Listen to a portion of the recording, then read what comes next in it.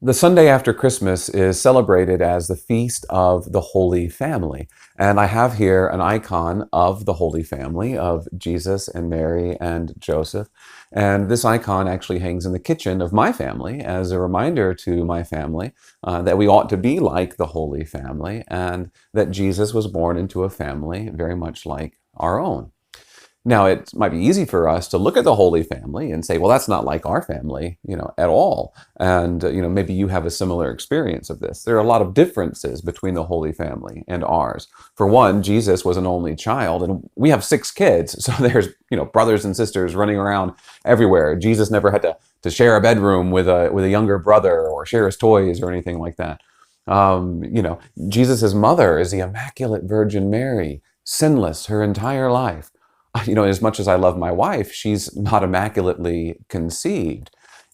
Jesus's father is a carpenter. Well, my children's father, me, I'm a campus minister. My dad was a school teacher. There's a lot of differences, between Jesus's family and our family. But on a fundamental level, the Holy Family is like our family, and it's like, your family too. It's like every human family. And what I mean by that is, Jesus was born into a network of relationships. And this is what a family is.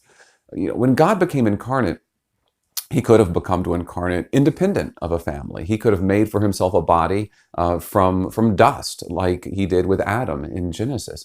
But he didn't. He chose to be born of a woman.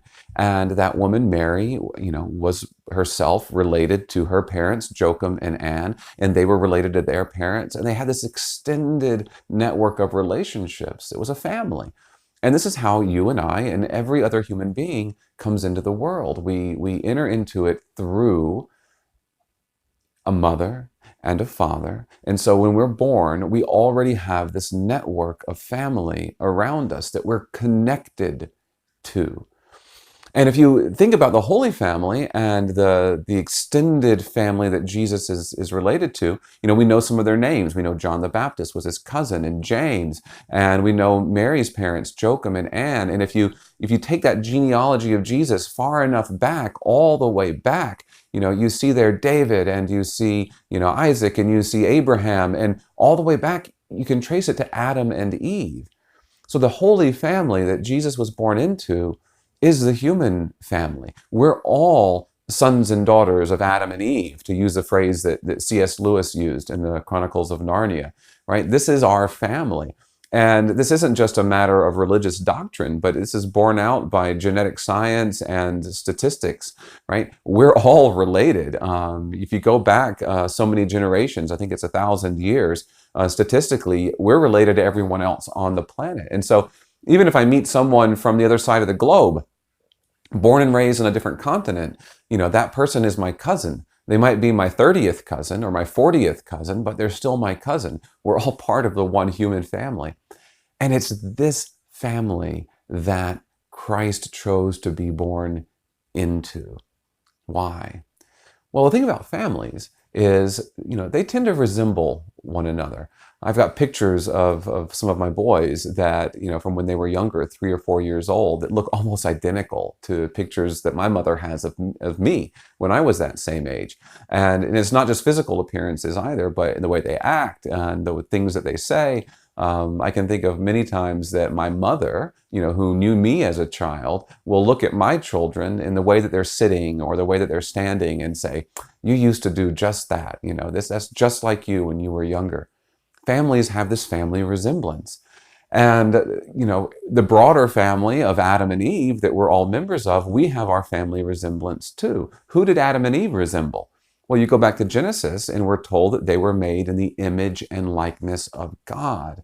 They bore the image of their heavenly Father. And, that resemblance to God is something that's marred by sin. But it's our birthright.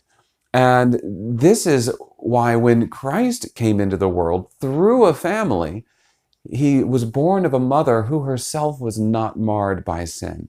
And he himself was like us in every way except for sin. That thing that covered up and disfigured our family resemblance to our Father didn't exist in him. And so that image of God came through clearly.